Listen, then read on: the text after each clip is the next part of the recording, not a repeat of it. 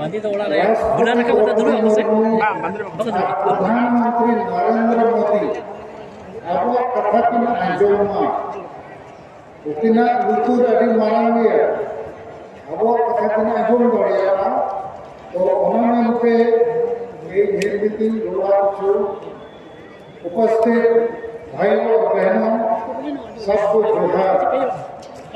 हमारे मंच में पत्रकार बंधु भी है इधर उधर, साथ में राकेश महतो जी जो अखिल भारतीय कुशवाहा महासभा के राष्ट्रीय अध्यक्ष हैं और उनके तमाम साथी और विदेशी महतो जो हमेशा हम लोगों के साथ हैं और इस समय झारखंड आंदोलनकारी संघर्ष मोर्चा के वो झारखंड प्रदेश अध्यक्ष हैं।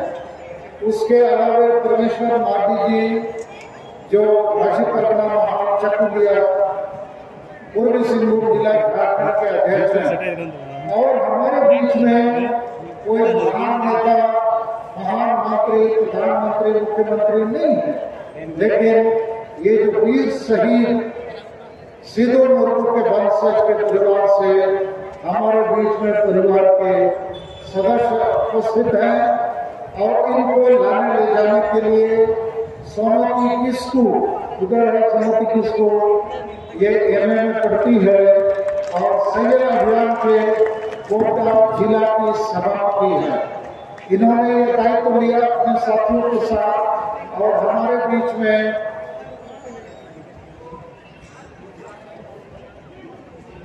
बिटिया और तीनों लोगों खड़े होती है और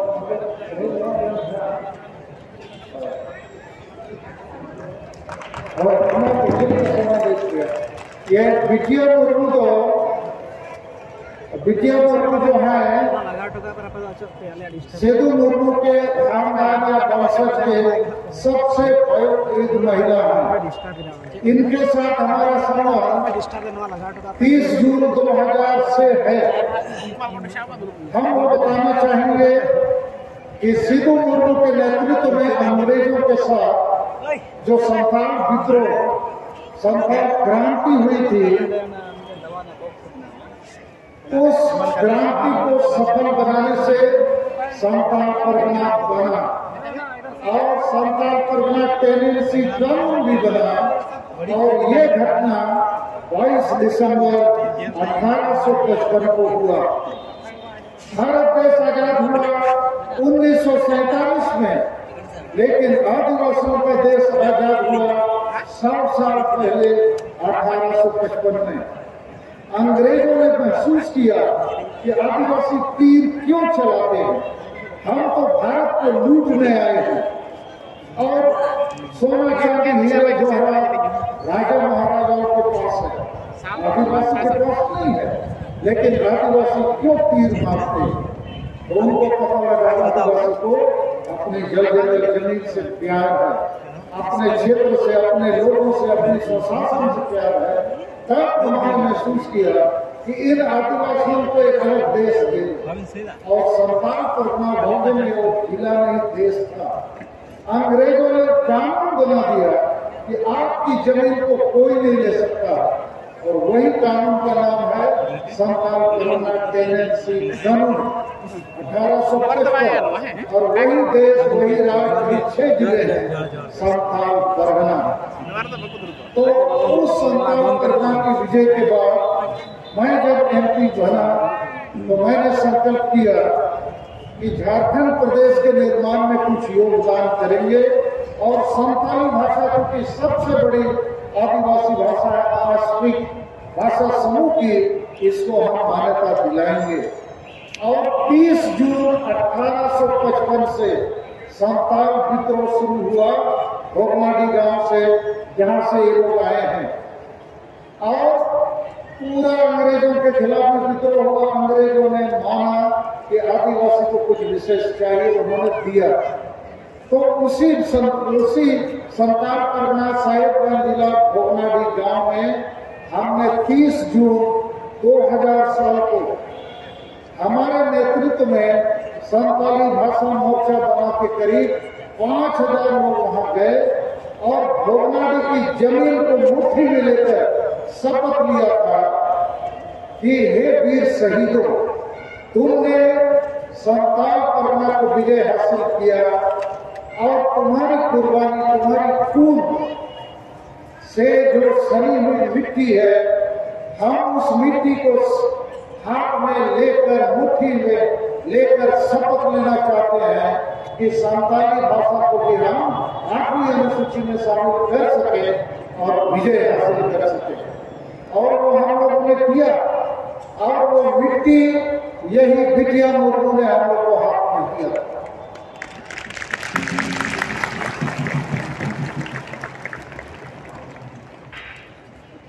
तो वही बिटिया मुर्मू 22 वर्षों के बाद हम लोगों के बीच में है, लेकिन ये सिद्धू मुर्मू के खानदान की सबसे बड़ी महिला है और हम लोगों ने इनको मरने तक 2000 रुपया आदिवासी सहेल अभियान के साथ तरफ से देने का वचन दिया है और हम दे रहे हैं।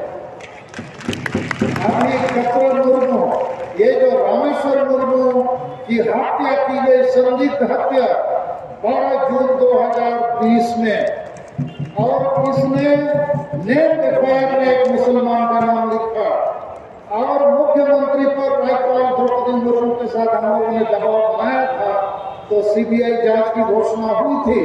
मुख्यमंत्री हेमंत सोरेन ने घोषणा किया था, लेकिन वोट बैंक के डर से सीबीआई जांच नहीं की गई। वो है कपिल मुर्मू। इसको हम लोगों ने उसके पति के हत्या के बाद 1 साल तक हर महीना 10,000 रुपया दिया। 1 साल तक हम लोग उसकी मां बहा मुर्मू, उसको भी हम लोग सम्मानित कर रहे हैं। तो आज ये वीर शहीद सिद्धू मुर्मू के खानदान से लोग आए हैं। यही हमारे मुख्य अतिथि है, विशिष्ट अतिथि है, यही सब कुछ है। तो मां जितना सब कुछ है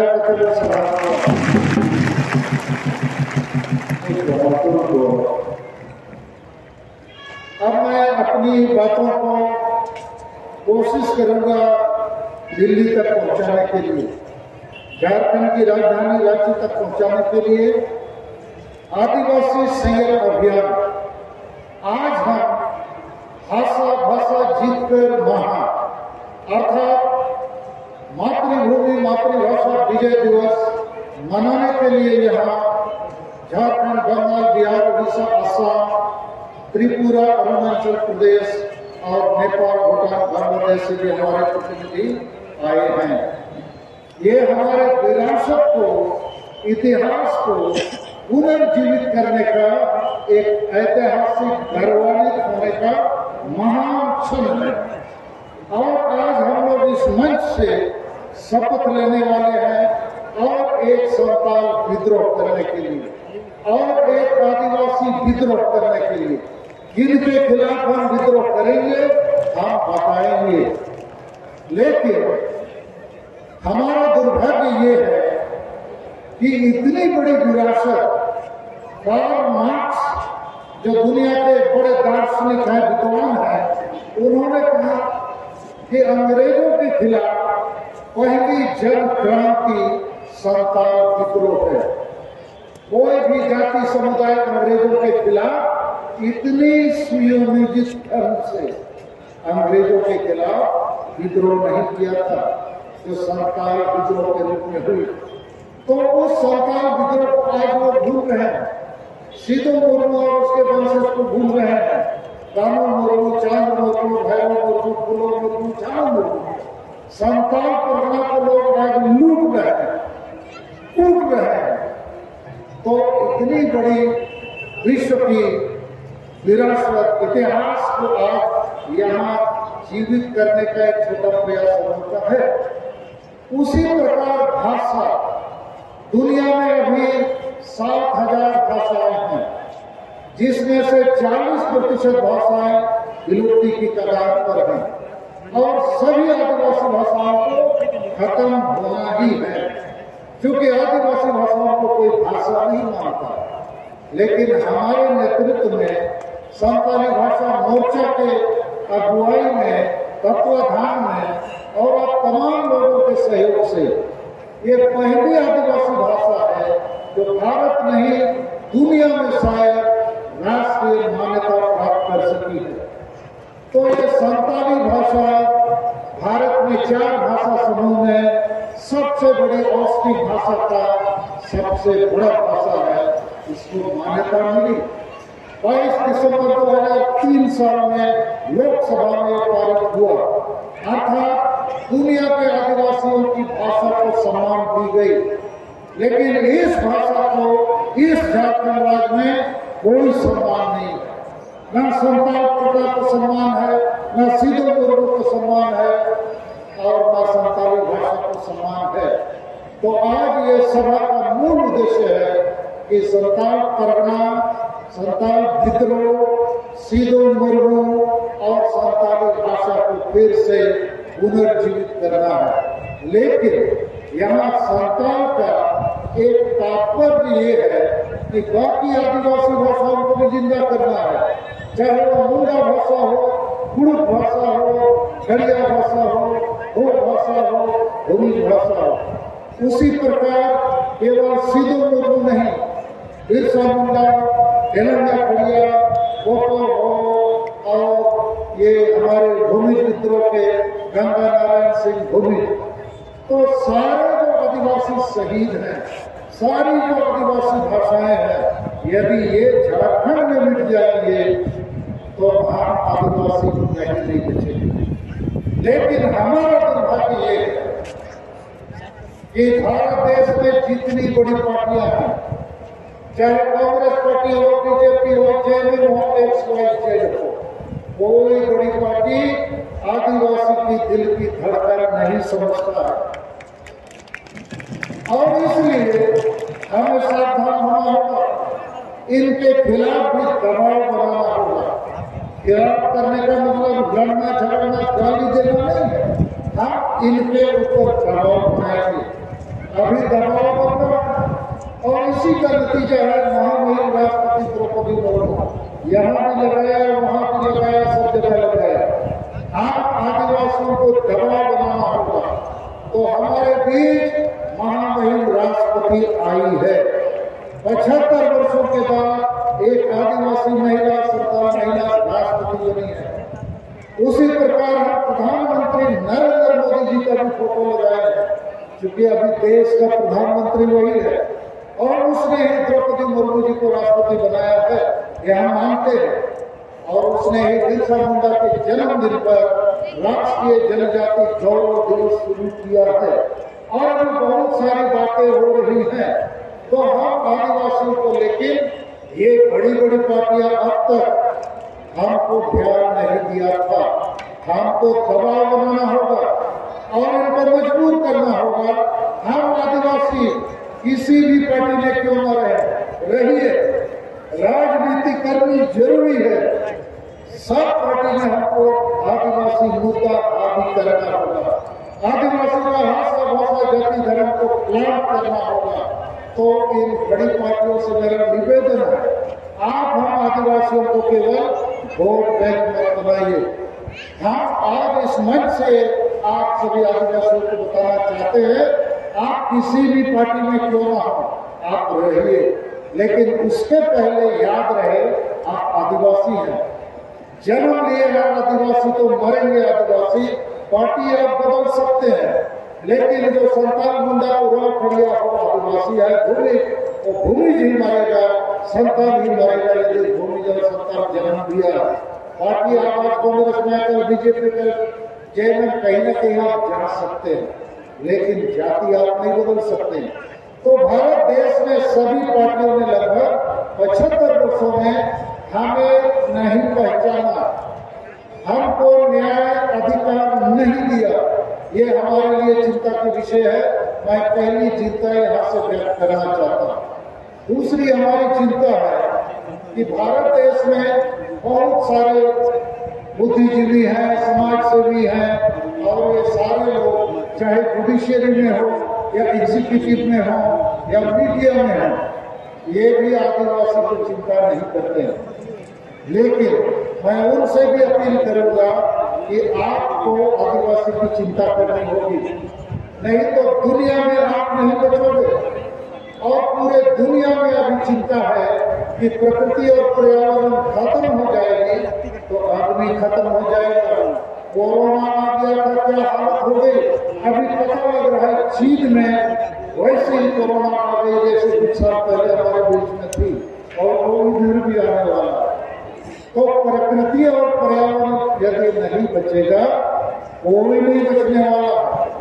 और प्रकृति और पर्यावरण को कौन बचाएगा? आदिवासी बचा सकता है। आदिवासी ही प्रकृति पर्यावरण के साथ रहा है, आगे भी रहना चाहता है।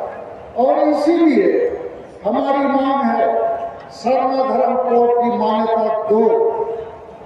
सर्व धर्म कोड बचेगा तो प्रकृति और पर्यावरण बचेगा।